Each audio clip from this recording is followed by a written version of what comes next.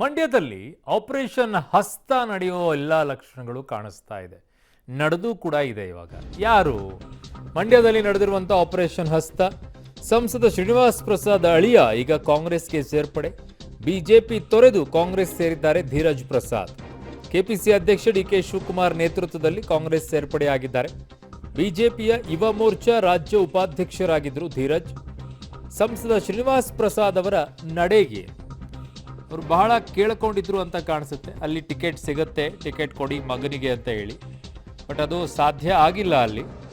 So ಹಾಗಾಗಿ ಈಗ ಕಾಂಗ್ರೆಸ್ ಸೇರ್ಪಡೆ ಆಗಿದ್ದಾರೆ ಧೀರಜ್ ಬಿಜೆಪಿಯ ಯುವ ಮೋರ್ಚಾ ರಾಜ್ಯ ಉಪಾಧ್ಯಕ್ಷರಾಗಿದ್ದು. ಈಗ ಹಾಗಿದ್ದಾಗ ಸಂಸದ ಶ್ರೀನಿವಾಸ್ ಪ್ರಸಾದ್ ಅವರು ಏನು ಮಾಡ್ತಾರೆ? ಅವರು ಕಾಂಗ್ರೆಸ್ ಸೇರ್ಪಡೆ ಆಗ್ತಾರಾ ಇಲ್ಲ ಅವರು ಬಿಜೆಪಿಯಲ್ಲೇ ಉಳ್ಕೊಳ್ತಾರಾ? ಸೊ ಇಲ್ಲಿ ಕೆಪಿಸಿ ಅಧ್ಯಕ್ಷ ಡಿ ಕೆ ಶಿವಕುಮಾರ್ ಅವರ ನೇತೃತ್ವದಲ್ಲಿ ಕಾಂಗ್ರೆಸ್ ಸೇರ್ಪಡೆ ಆಗಿರುವಂಥ ದೃಶ್ಯವನ್ನು ನೋಡ್ತಾ ಇದ್ದೀರಿ. ಸರ್